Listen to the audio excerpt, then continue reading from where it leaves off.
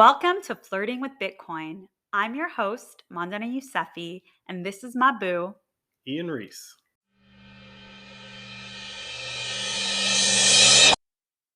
Hey Ian. Hey babe, what's up? How are you feeling about Bitcoin today? I'm feeling good. Why do you ask? Well, I want like a specific feeling. Like, are you feeling excited, hopeful? Are you in the I told you so mood? I mean, I'm not in an I told you so mood, but I'm building more conviction. As convinced as I am about Bitcoin to start a podcast, you can still build more conviction. And I've been building a lot lately. So what are like the top 3 things that have happened recently that are helping you build that conviction? I don't really have a list per se, but the main thing is the conversations about Bitcoin have changed recently, and the changes seem to be sticking, namely around the idea of Bitcoin being something equivalent to gold. That's probably the oldest argument that's been made about Bitcoin, and then there's always been people with pushback saying it's worth nothing and all this fun stuff, and gold you can touch and hold, right? And with what's been going on in the world, it's just becoming clear to more and more people why Bitcoin is something you might need in your life. And when you say what's been going on in the world, you mean what's going on with Russia and Ukraine?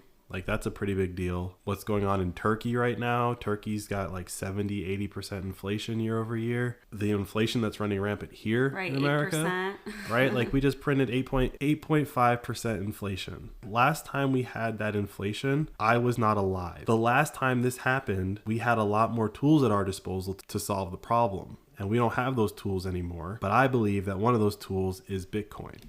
Yeah, absolutely. And I will say what pushed me mentally to really start paying attention to Bitcoin is because I do see the value of the dollar just constantly dropping. Everything is more expensive. Yeah, and people have been like incorrectly programmed to think that it's good for certain things to go up in cost, but other things to not go up in cost. People want their houses to go up in value, but they don't want the price of gas to go up. The reasons they go up are the exact same reasons.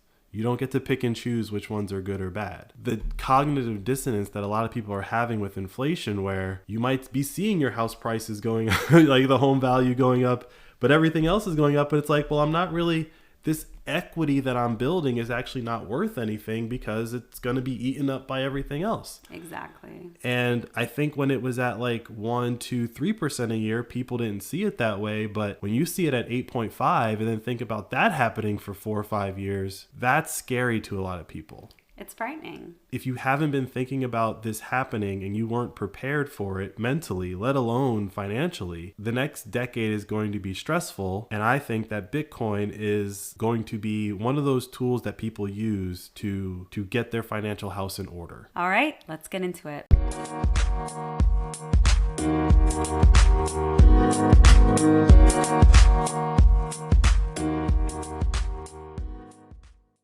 Okay, so this concept of Bitcoin being the answer to this inflation problem. Walk me through it. Bitcoin's been around for 13 years now, and we haven't really talked empirical data about Bitcoin in a while, but Bitcoin over the last 13 years, on average, every year, increased in value 100%. Just like my love for you. Like I was saying in the intro, people have been programmed with this like cognitive dissonance. I see a certain number going up, that's good. I see another number going up, that's bad. They tend to go up together, but people don't register it. I only like the one that helps me.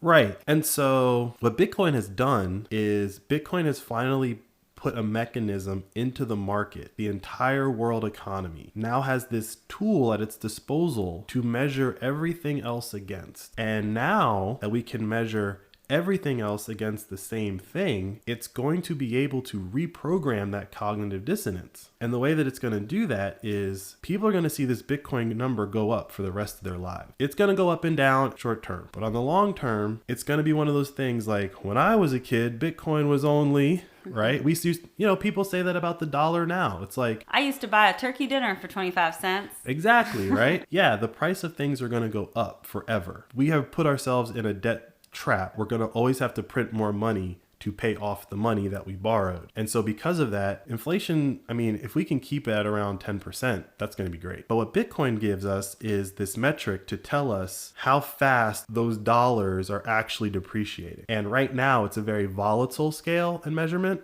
But as more and more people adopt Bitcoin, the volatility will go away.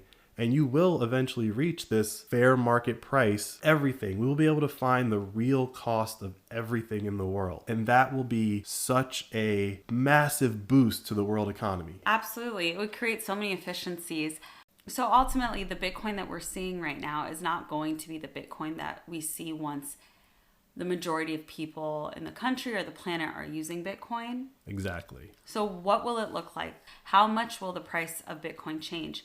Will it be every time there's a halving? I mean, the halving will play into it, but it'll play into it less and less. The thing that's going to change the most is that while we all call it the United States dollar, there's always been a slang word for the dollar. Buckets or ducats or whatever.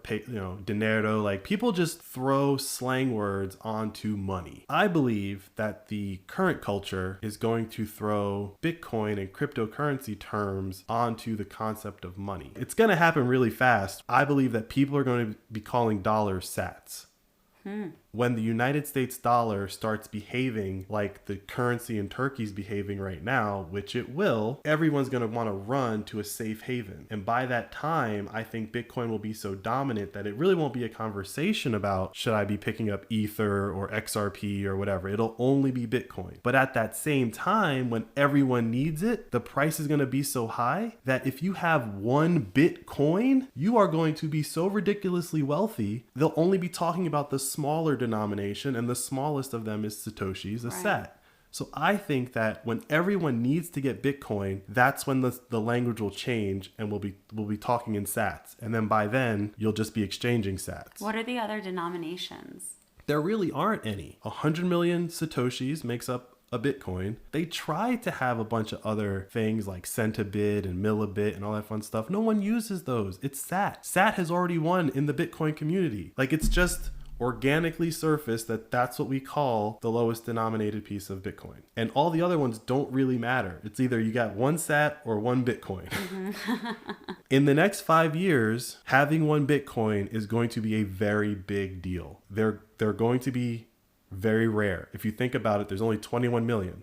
So there's only 21 million possible people who could hold one Bitcoin if they was all distributed equally. There's like 60 million in the Yangtze River Delta alone, where all the electronics come from today, right? Like Shenzhen and Hong Kong, the whole area. That's a very small part of the population. It's possible to acquire one Bitcoin today. Like, if you sat down and said, I want to have a Bitcoin in 2 years, you could probably do it. Or if you had money in somewhere else, or if you wanted to move it into Bitcoin, it would probably be you might end up with more than one Bitcoin today, right? If you're moving like a 401k or something, right? Okay. But that's only for the next, I would say, 5 years max. Max is 5 years, because in there's a halving. After the next halving, it's going to be very challenging to have one Bitcoin. And those people are going to be, as time goes on, more and more venerated, if you're even going to be a person that's willing to admit that you have one Bitcoin. How do you feel watching everything that, you just talked about play out, and then you're trying to talk to people about Bitcoin and they look at you like you're crazy? There's no rules to being a Bitcoiner, right? Except acquire Bitcoin. But I think one of the unofficial rules is you're supposed to try to help people, or at least help them understand this new thing. I understand why people look at me like I'm crazy, because that was my reaction the first time that it was like put in front of me as a thing to think about. And so I don't really fault anybody for that. I think for people who you have multiple interactions with over long periods of time, where we can see what's playing out in Bitcoin. It's not even like me saying these things are going to happen. It's like they have happened and you're still looking at me like I'm crazy. Then we're in a different situation. Then we're like then I can't talk to you, because this is like really important and you need to understand this, and you're not understanding the information that's coming in to you. I think one-time conversations with people, I'll do those all day. I'd rather do them over the podcast to millions of people, right? Yes. But one-off conversations I enjoy, because I like seeing people's faces and I can see when it clicks.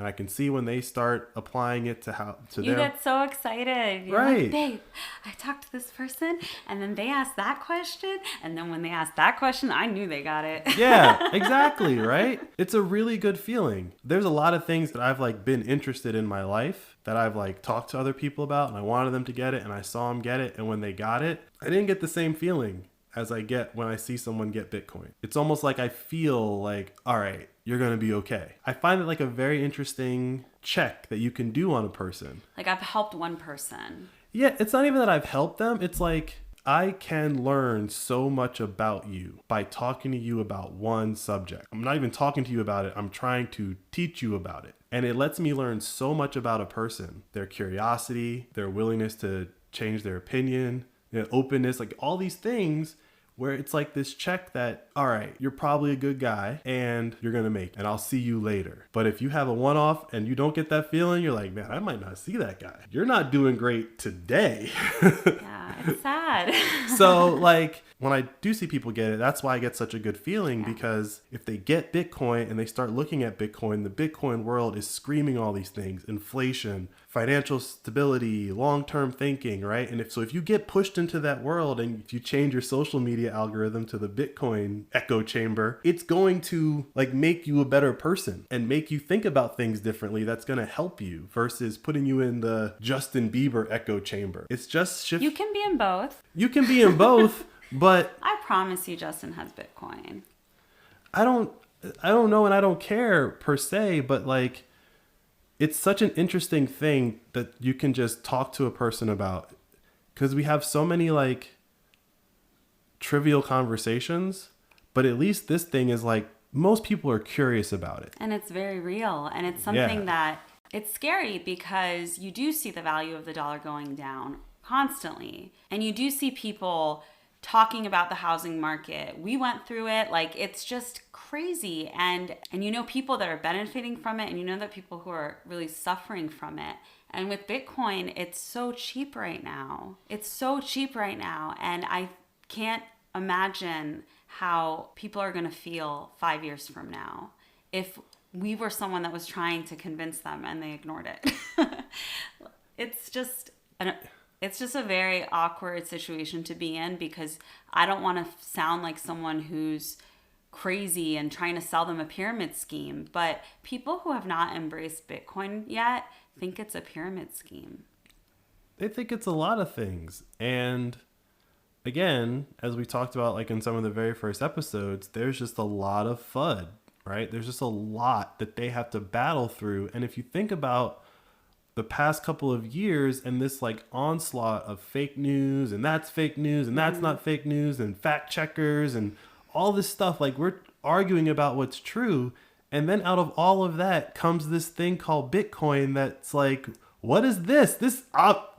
You know what? I'm not going to spend any time. That's obviously fake, right? Like everyone, like that's fake, right? Like we can all agree that that's fake. They're not wrong in that, because they've been just inundated with craziness lately. So when I see people get it, it's like, oh, okay, Yeah. you're going to be okay. Whew.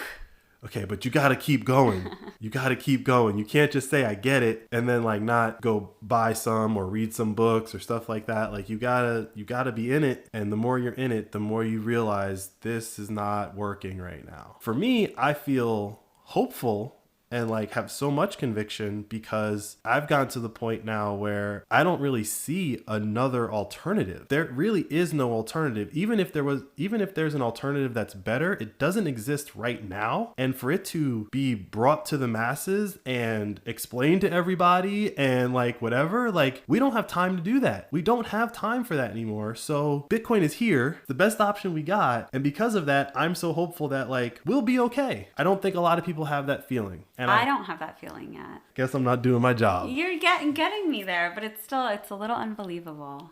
I mean, It's just like falling in love.